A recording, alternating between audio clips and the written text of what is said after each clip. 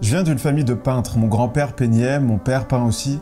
Et pendant une bonne partie de ma vie, je me suis dit, que la fibre artistique avait certainement sauté une génération. J'ai fait du piano quand j'étais enfant et adolescent, mais j'ai toujours eu beaucoup de mal à entretenir une relation de long terme avec lui. Mon père me faisait mes devoirs d'art plastique, enfin bref. Et à partir de 2015, ça a commencé à changer parce que je me suis lancé dans l'écriture d'un roman dont je parle un peu plus longuement dans une vidéo que j'ai faite il y a 3 ou 4 jours sur le secret d'Hemingway pour vaincre l'angoisse de la page blanche. Enfin bref, j'avais passé les 22 premières années de ma vie à me dire que j'étais pas quelqu'un de créatif. Et là, j'ai commencé à me dire, peut-être que finalement, sur un malentendu... Et puis vers la fin de 2017, je me suis acheté mon premier réflexe. J'ai commencé à prendre des photos très banales, puis éventuellement j'ai travaillé dur ma photographie, commencé à prendre des photos un peu plus décentes. J'ai découvert les grands maîtres de la photographie, Harry Grouillard, Saul Leiter, Alex Webb. J'ai gagné mon premier concours photo et c'est à peu près à cette époque, à cette période que j'ai commencé à m'intéresser de très près à cette question de la créativité. Évidemment, il y a des gamins précoces, évidemment, il y a des gamins dont l'entourage sait pertinemment qu'il a quelque chose de spécial. Mais pour la plupart d'entre nous, c'est pas le cas. On n'a pas tous la chance d'avoir cette validation précoce de notre créativité. Et en partie parce qu'on ne nous a jamais appris à taper dedans, parce qu'à aucun moment, à l'école ou au collège, on a de cours sur la créativité. Et c'est sans doute dû au fait que pour beaucoup de gens, professeurs y compris, la créativité relève uniquement de l'intuition. Et c'est tout à fait normal de voir les choses comme ça. Ça s'explique par ce qu'est la créativité dans son essence même. La créativité, c'est la capacité d'un individu à mettre en œuvre quelque chose de nouveau ou une solution originale à un problème. Donc évidemment, on voit la créativité à l'œuvre chez quelqu'un dans le domaine de l'art ou ailleurs, peu importe d'ailleurs, et devant ce truc qui jaillit nulle part, c'est évident qu'on se dise « ça ne relève pas de l'appris, ça relève de l'intuition ». Donc ça ne s'apprend pas. Mais heureusement pour nous, il y a une femme qui s'est beaucoup intéressée à la créativité. Elle s'appelle Julia Cameron et a écrit un livre qui est une référence sur la question. Et je dirais même que c'est un livre qu'on doit avoir si on est intéressé par une discipline artistique. C'est intitulé « Libérez votre créativité » dans l'édition française. Je mettrai un lien en description pour ceux qui sont intéressés.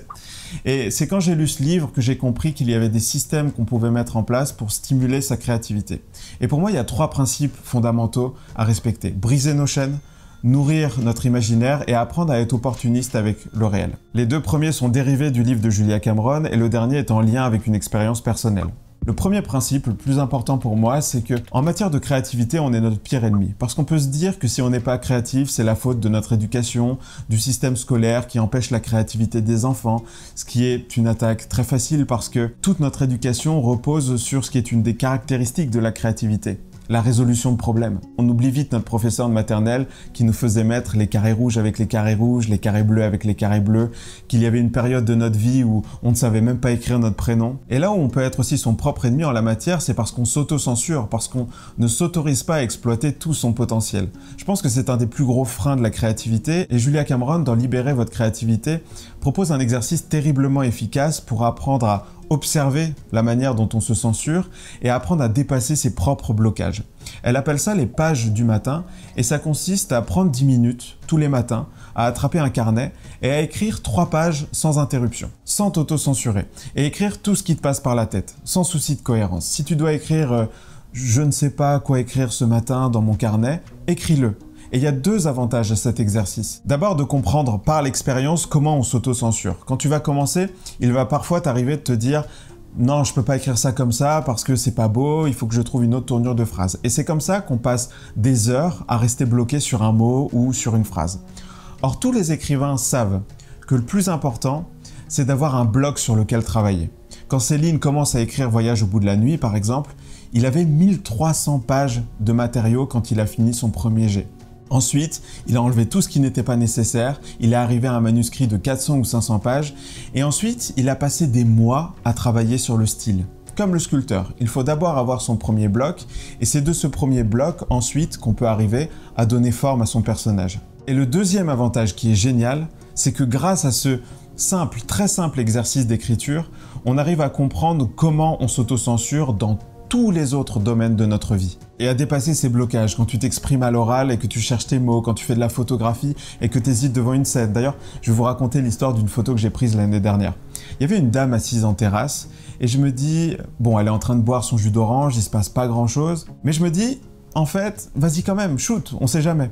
Et au moment même où je déclenche, il y a quelqu'un qui passe devant elle avec un parapluie et l'œil de la femme se trouve encadré exactement au milieu du pommeau du parapluie.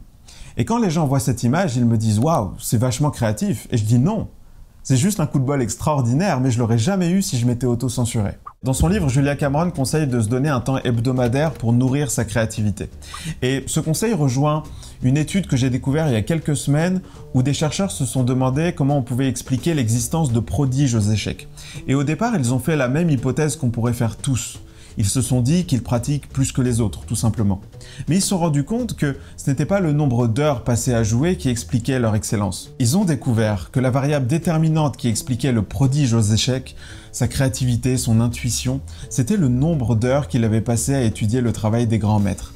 Et on peut imaginer que cette découverte peut être extrapolée à tous les domaines de l'art. Si on regarde les travaux de jeunesse de Picasso, de Dali, on se rend compte qu'ils maîtrisaient parfaitement les codes de la peinture académique et toutes les références artistiques de leur époque, avant de les renverser complètement, que Saul Leiter en photographie avait une connaissance de la peinture extraordinaire. Et nourrir sa créativité, ça peut être limité à notre propre pratique artistique, mais c'est aussi très bien de sortir de sa zone de confort, d'aller dans des musées où on n'irait pas de prime abord, de voir des films dont on ne maîtrise pas vraiment les codes. S'inspirer, c'est étendre le champ de son imagination. Enfin, je pense que la créativité, c'est quelque chose qu'on doit nourrir, qu'on doit toujours mettre en mouvement.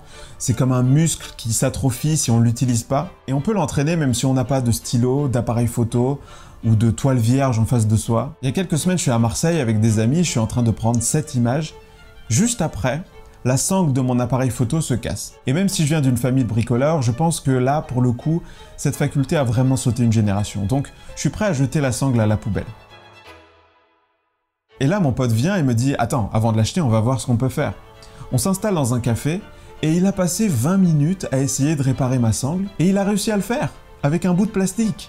Et j'en ai tiré une belle leçon. D'abord parce que mon pote, en plus d'être meilleur photographe que moi, est plus créatif que moi, ça fout les boules. Et ensuite parce que la créativité n'est pas réservée à l'art ni à une élite. Et surtout qu'il faut apprendre à être opportuniste pour utiliser notre vie de tous les jours, pour stimuler notre inspiration et pour nourrir le feu de notre créativité.